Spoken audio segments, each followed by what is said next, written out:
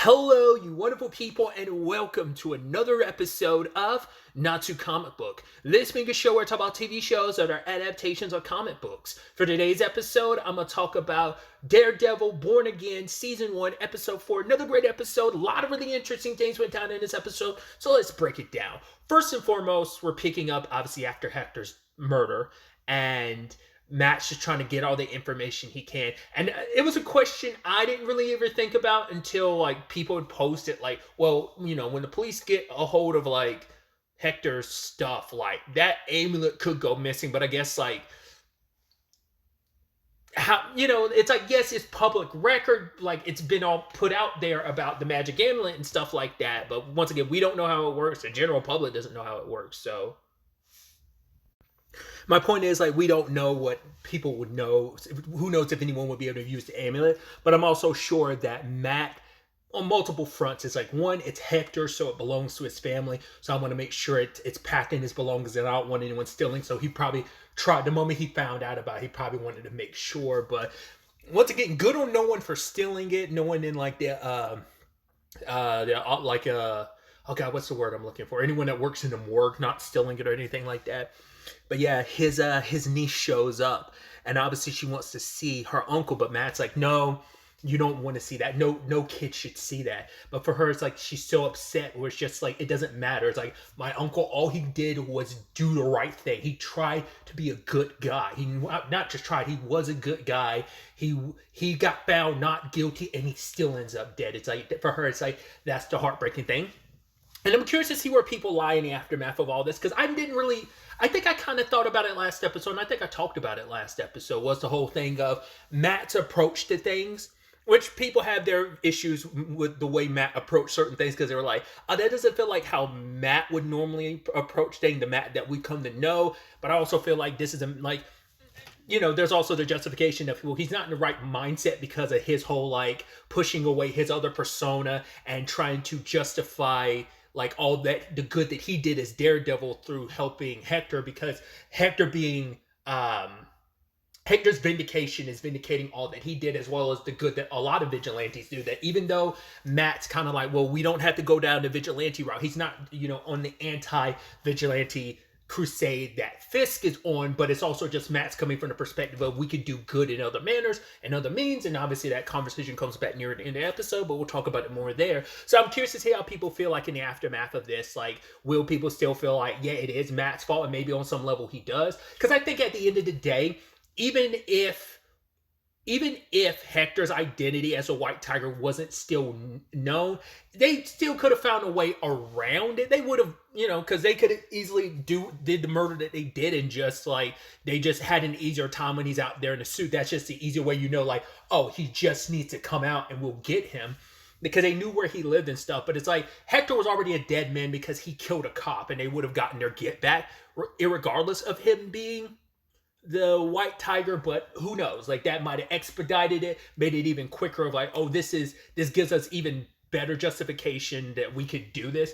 Once again, if it was them, seems heavily like it is, but as we know, it isn't just the cops. There are probably quite a few people. Well, it definitely feels it's definitely got to be a cop. It's definitely, because I was no one else, Hector's doing good, not unless it's someone that's oh, he's a cop killer, he needs to be put away. Not unless they're coming from that perspective, but it definitely feels it's from that Punisher club that's in the gang, more specifically. That's not even calling it a club.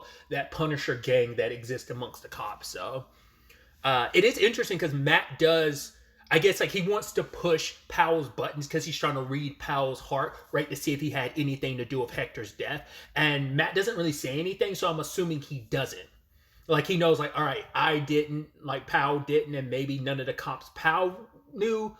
Yeah, Powell was on some BS, but at the same time, it's even he's probably yeah, it's kind of stupid to go out of the way to kill, Hector, because you know what it is. The truth of the matter is, so would you really still be beef with Hector? It's yeah, he technically accidentally killed your partner, but what time it really was, that it was an accident, wasn't on purpose. So, but also maybe it's also he feels a certain way because yeah, there was all those all those examples of officers having testimonies about how Hector helped. So I'm just curious to see the larger scale of that conversation and all that is kind of going forward past this episode. But obviously Matt goes from one case into another. I mean, we have no idea how much time it passed in between Hector's like non-guilty verdict and like the murder, and how many days it's been post-murder, because it takes time to do autopsies and stuff like that too. So it's probably might have been a couple days. But his next case involves a guy named Leroy who stole some like a snack, or snack like a couple boxes of a snack from a store, and he gets arrested. So, and I love that, like, Leroy seems like such an asshole that you're just like, oh, you suck, dude. And Matt's trying to represent you, trying to give you the best outcome. He's trying to tell you how it is, but you're like, no, no, no, no. You're going to get me probation. I'm not going to spend any time in jail. Matt's like, look at your rap sheet. He's like, yeah, but who me in the past shouldn't concern with who I am now. It's like, it shouldn't, but it's naive to think it won't. Your rap sheet will always carry on, and people will always view you from that, especially when you're committing a crime that's always going to be levied against you. Even though who knows how much time is in between some of that stuff seems like it was still recent enough, some of his probably lesser crimes. But yeah. So, and he's up there like ridiculing Matt and like about being blind. It's like, oh, come on, dude. This is a guy that's supposed to represent you. But for him, I also understand his perspective of it. It's like he feels like the whole system is rigged and it's all bullshit. So it's like, the fact is I'm getting a blind lawyer. Like, what kind of like ironic bullshit is this? And for him, and he even says, oh, blind justice. Like, he's seeing it as like just a representation of the system's had it out for me. The system hasn't really like has screwed me over time and time again. Yeah, I've had faults, but the system's built in a way where it's just like, I never feel like I get an opportunity to have a leg up, and it's just like this situation has led to this situation, which leads to like, it's just a domino effect of things that happen in your life. And yeah, there is responsibility you have to take part in. You are responsible for it, but it is a system that it, that ends up being that interesting conversation that even Matt has with that lady about, we talk about the system kind of like reforming, because it's like, oh, look at Leroy, like, has that man really like been, so like prison isn't like, I mean, it's supposed to be, and it works, it varies from country to country. In some places prison has proven to be very rehabilitative. In some cases, I think even in the US, it has proven to be that in some cases, in other cases not. So it's not like a blanket, like it always doesn't work, but it doesn't mean that it always works either. So I feel like it probably works more often than not it doesn't work than it does. But that could just be my own bias in that regard. But either way, like I said, Leroy just seems like such a tool bag. But then, when Matt gets to talking to him, because he's like, what, you think I should thank you? That like, yes, like even if you got it down to like 20 days, because it's like, it should go up to 35 days. Because it's like every time you commit more of the same crime and they include your rap sheet of what you got before, it's like, well, we're going to give you a little bit more to try. And it's supposed to be a deterrent, but it's like, well, has it really deterred Leroy? But because Leroy had said like, oh, I paid for those last week, so it should be fine. And it's like, that's not how that works. But it's like the fact is that he says like he can't even get food stamps because like the last time he got locked up and he missed the appointment to kind of be able to keep that up. So they didn't just like reprimand him by taking away some of it and allowing him to keep his food stamps or whatever. It's like, no, they cut it entirely. So like, he's like, sometimes I have to get meals out the trash. And he's just like, yes, I want something I want something like not something sweet. I want a dessert. I want something sweet and I want something good. So yeah, I got those boxes because they were sweet and they taste good to me, And because even Matt came into this with his preconceived notions of who Leroy was, and it's just like, man, I've kind of, especially after the gut punch of the whole, I think he's coming from the perspective of like, here's Hector, this like hero who died, and for him, he looked down on Leroy. Like legitimately, he had his preconceived notions about Leroy's attitude towards him, and just kind of like, we're going from Hector to Leroy. It's but now it's like, right, like I just kind of misjudged you, and I didn't think about the fact it's like, right, as your lawyer, I'm supposed to do what's best for you, and I was just trying to like, I didn't fight for you, kind of because he put up a lot of fight for Hector, and maybe there's a little bit of that, like, even though you try to let the system do its thing and you fought and you won just for it to all kind of mean nothing with White Tiger's death. So I don't know. I think a lot of that kind of transpires, and that's kind of in Matt's head and in his purview, like in his mind while dealing with the Leroy. And I think all that kind of like, especially by the end of that. So it is what it is, and there's no changing it. So Leroy's situation is what it is. So I'm curious, but I think that's just a one step, like one mistake after another from Matt, where it's just kind of like, damn, like, I misstepped and I need to think about this. I should have handled this whole Leroy thing a little bit differently. Once again, Leroy could have been a little less of an asshole, but it's just, once again, for him, it's just, he came into, I mean, they both came into this with their own issues. He's got his own baggage with the legal system that he kind of carried into this. That's why he didn't take Matt seriously as his lawyer. And it's like, you're going to do this, you're going to do that for me. But it's also like, there's only so much Matt can do. So, we'll see if there's going to be more of the Leroy stuff or not. That's a big question some people have had because the show was retooled. It is going to be curious to see how many court cases we really get. We get, like, obviously this is a very small thing, but we don't know if there's going to be another, like, Hector Ayala, like, level case or not. So, when it's all said and done, though, I should also talk about the lady he was talking to and him being like, oh, first and foremost, I love Leroy trying to skate around it by being like, could we say it was could have been a scroll? And then Matt being like, no. I laughed out loud because I was like, yes, that's because when it was on Netflix, they had to be vague about like, oh, the New York incident or like the big green guy. They danced around it, obviously. It's technically MCU, but it was so tangentially connected. The fact is, we're here now. We could just name drop scrolls. And so, but I love like Matt kind of getting all cutesy and like a little flirtatious with her, because he was like, oh yeah, you had this particular thing, and he's like, it's a blind thing, and she's like, he's like, enhanced senses. She's like, yeah, I'd love to dive more into what that's all about. And but they seem like they're cool because when it's all said and done, like they kind of fist bump. So it's like, it's kind of like a little bit of their back and forth that they have. So thought that was, she's like, all right, this is the final time I'm gonna give home dude like he's getting 15 days, but he doesn't have to start today or something like that. So, so Matt got him the best deal he could, but it's like you probably could have done better, and that ended up being the whole point I was bringing up earlier. So, but yeah, when it came to Matt, the bullet was never found at the scene.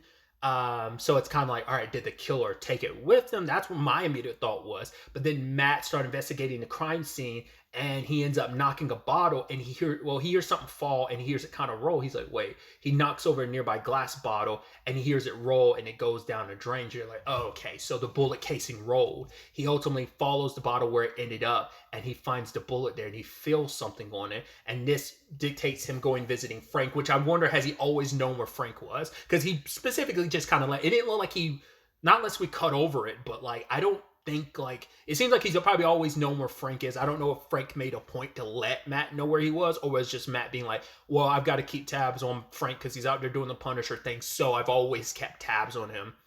Because like the last time we saw Frank was at the end of season 2 of the Punisher, and it was Frank like he'd already leaned into the Punisher stuff, obviously season 2 of Daredevil as well as season 1 and season 2 of the show, but it's like he fully like went full Punisher after everything at the end of season 2. Like I believe the last shot of season 2 was him like guns blazing, got the skull on his shirt blasting like crazy. I think that's the last shot of season 2. I've not seen it since it originally came out, so I could be misremembering. I love Matt and Frank meeting up again, because for Matt, it's like, yeah, I found this bullet casing and it's got your logo on it. And Frank's like, it's got nothing to do with him. He's like, sure, that your fanboys out there doing their thing. Because I think for Matt, it's the thing of, regardless if you don't agree with what they did and who they are and what they represent, the fact of the matter is you still have an obligation because you kind of inspired them. You doing your whole rogue vigilante thing, it's what inspired them. And he's like, and I love that he's like, you could be of service. And then Frank's like, what? I could be of service, and I don't know which way to take what Frank said, because it could be twofold. It's like, no, I am a military man and I serve my country. And then also could be like, yo, as the Punisher, I'm serving this by like dishing out bad, obviously it's so interesting, obviously with like the beard, and he's definitely like in his, because I think of like, it looks kind of like how he does his Mikey, like specifically, and I wonder was this filmed around that time. I don't know, the scheduling and stuff like that, because I was about to say like looks more like how he looks as a Mikey with like the shorter hair like that and the beard during the Christmas episode. Was it Fishes from season 2? But either way, of the bear, sorry.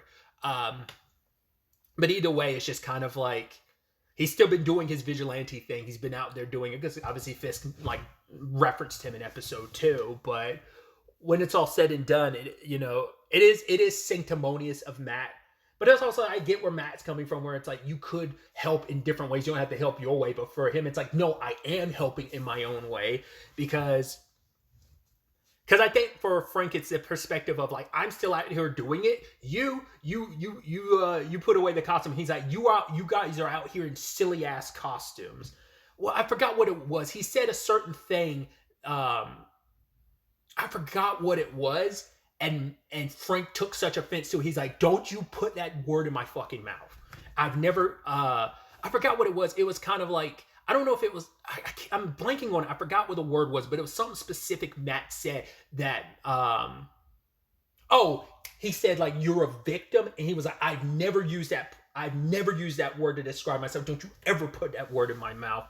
And he's like, you and your pussy ass clown costumes of like you being like, what is that doing? Like you're around here playing like dress up essentially.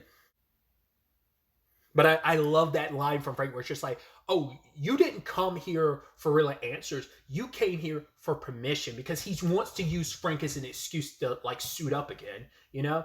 And regardless of how you feel about it, that's one of my favorite things on Iron Fist season 2 in particular, where like Danny was like recognizing like, yo, I'm fighting bad guys to fight bad guys. I'm not doing it because Matt asked me to save his city or do this and do that. I'm lighting up the Iron Fist. I'm fighting just so I can light up the Iron Fist. I'm looking for any excuse to light up the Iron Fist. It's playing into that a little bit where it's just like, no, you came to me because you need me, the guy who does whatever he wants. You need me to give you permission to go out there, because he's like, I know what's happening to you. I see it. I look at you. He's eating you up on the inside. It's like, say his name, and he won't say it. He's like, no, say his name. Like, you can't even say his name. The fact is that he's eating you up on the inside. The guilt, like you want to go out there. You want to get some. You want to like get some. Like, you want to get a hold of the person that killed your friend. Like, you want that. You want it. I see it in you. I know it, because he's like, I hear my little boy, he comes to visit me, and like I hear his voice, and he tells me, get him, Daddy. He's like, I did it, and I did it, and I continue to get them over and over and over again, because every person he goes after is just a new replacement for the person that killed his family, you know? And he's telling Matt, like, you kind of want the same thing. Like, that guilt is eating you up on the inside, that you couldn't save him.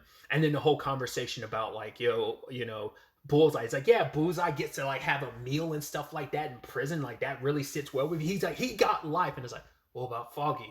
Did Foggy get life? I was like, oh my God, it's so damn. I mean, once again, we know their history in season 2 of like that conversation about, their different perspectives on this whole vigilante thing. Like, what taking people down, beating them up versus just straight out murking people, bad guys. I need to clarify that. So I just thought that was such a powerful conversation between them, because it's like, yeah, you see two men broken in their own ways, and even that line from Matt being like, Foggy was a kind soul. He was like the kindest, virtuous person I know. And he's like, it would take me and you, Frank, would have to work our entire lives just to reach up to how good of a person Foggy was, and you could tell like that hits with Frank, but because it's like, yeah, we are both damned souls. Doing our best to try and balance the scales in our own way. Hell, even Matt popped off on Frank and struck him. He's like, I'm sorry. He's like, what? Why are you apologizing? What are you sorry for? So I just thought that was a great scene. And it's just, once again, it's just a further example of Matt struggling with his other side, where it's just like, it's still there. And he doesn't want to give in to it. He's fighting a temptation and he's feeling it. And the episode ends with him suiting up at the end. Well, not suiting up, but he's like, oh, I've got to get back into form because I haven't worn the mantle in a while. Pull out the baton, start swinging it around, swinging around, kind of like the chain aspect of it. So I'm like, yeah, I got to get back into form, because it's like, yeah, this all inspired him to, yeah,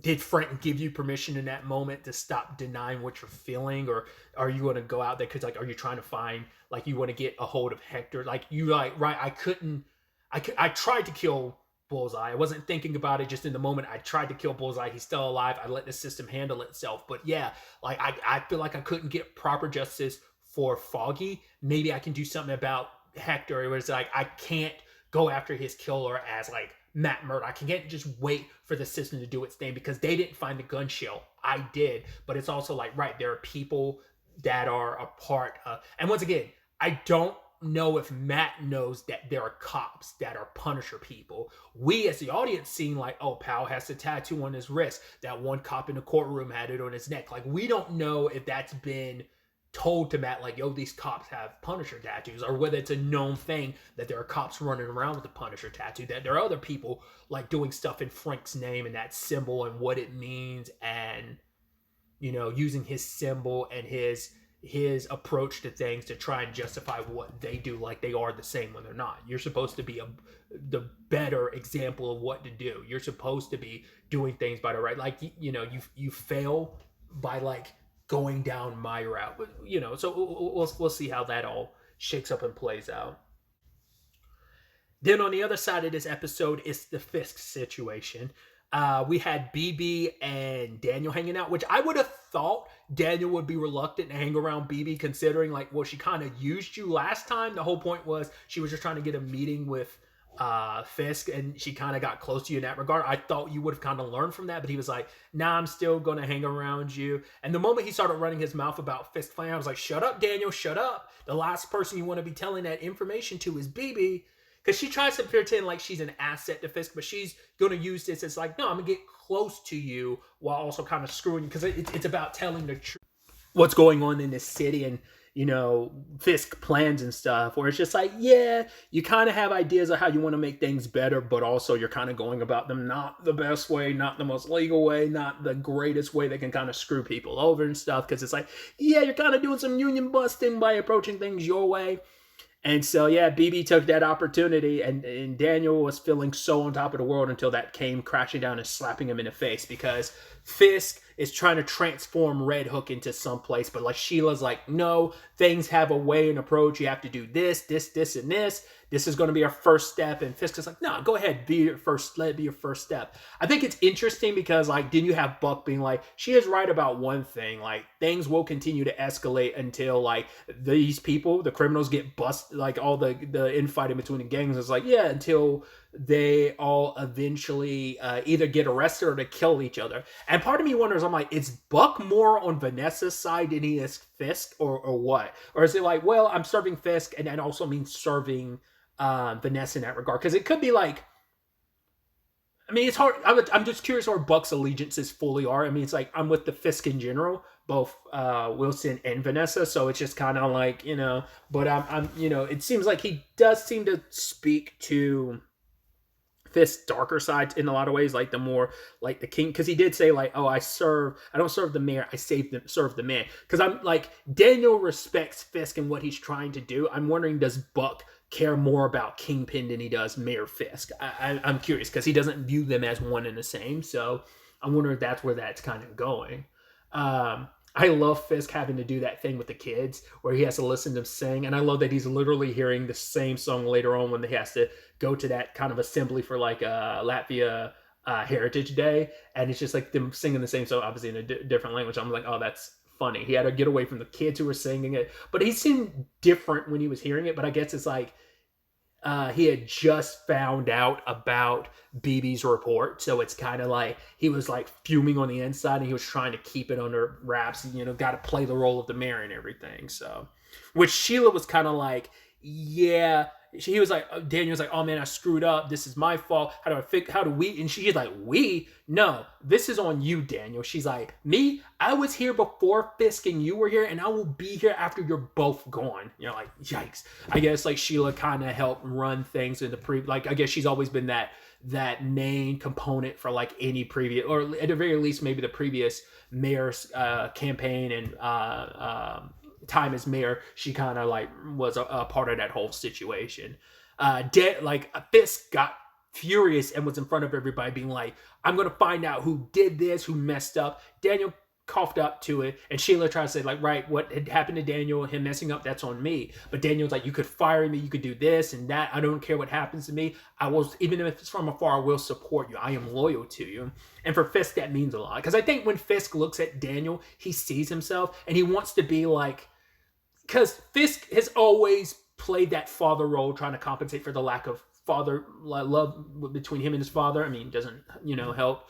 Your father was a, who he was, abusive. You killed them, so you're trying to make up, especially how things fell out with Echo. That you're just kind of like, all right, you're just still trying to fill that void. But I'm sure he also looks at Daniel and sees so much of himself of like, this is, if I had a father figure that I deserved in my life, I could have ended up like a Daniel, and he sees so much of himself in Daniel. So it's like, not only do I see the man I could have been in you, but I also see like, oh, a little bit of like, I could be that father figure in your life to make you the man that I could have been, living like almost like vicariously through a younger version of himself, because he will always be the little kid that murdered his dad.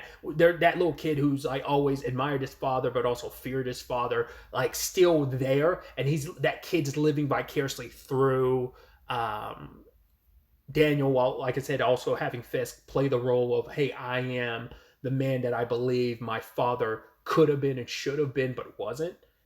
Without all his shortcomings. But it's also like, right, your father didn't recognize his shortcomings, and I think Fisk definitely doesn't recognize his own shortcomings. That's how I'm viewing it. I could be completely off basis, but that's how it's all kind of playing out for me. But he also made it clear to Daniel's like, this will be the last thing you do if you ever screw up like that again. So, and kind of shifting over to the Fisk and Vanessa of it all, where in therapy, the Adam conversation comes up, and it's like, do I have to really hear this? And it's like, what she liked about Adam was his hands and his ability to draw.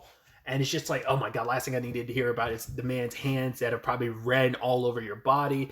But Fisk talks about, like, obviously what she did was a betrayal, but for her, it's like, you leaving was a betrayal, because she talks about her father would always kind of be away because he's gambling. I don't remember if she said he was a drunk or not, but like, he was always away. And she's like, I saw how it crushed my mom. And she's like, I didn't, when you were away, I did not want to be that. Like, it is that thing of, we are our environment and our upbringing. And obviously Fisk is a byproduct of who his father was and what he did. And she heard the same, where it's just like, you take that kind of almost generational trauma, like, along with you into the next generation. And you're like, right, I learned from who my father was and what it did to my mom, and I don't want that to be me. So instead of letting it crush her, she wants to feel good. So Adam, and it's like, you hurt me, because it's like, what am I supposed to do when you leave? Because he was like, I was going to be back. It's like, well, I didn't know for sure because you left. Like, she has trauma of people just leaving. He's like, you never told me that before. She's like, I've never had a reason to,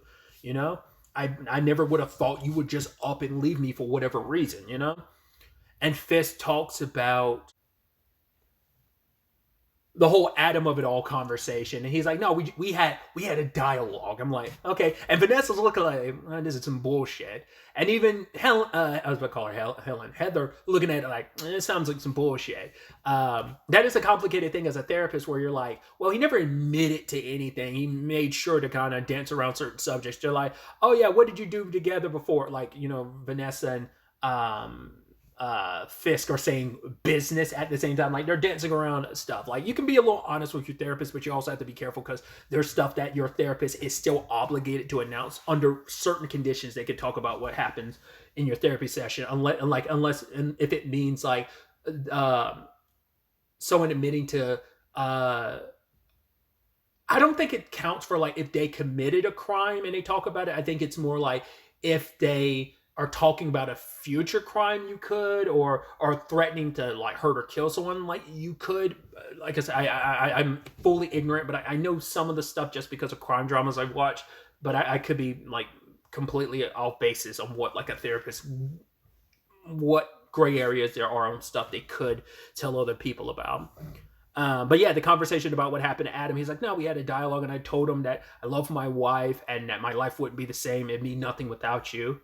But then her asking Vanessa later on, like, or do you feel safe with your husband? And she's like, oh, that's sweet of you. And even Fisk later on being like, oh, that's a responsible therapist. It's like, yeah, that is a responsible therapist to broach that, to bring that up.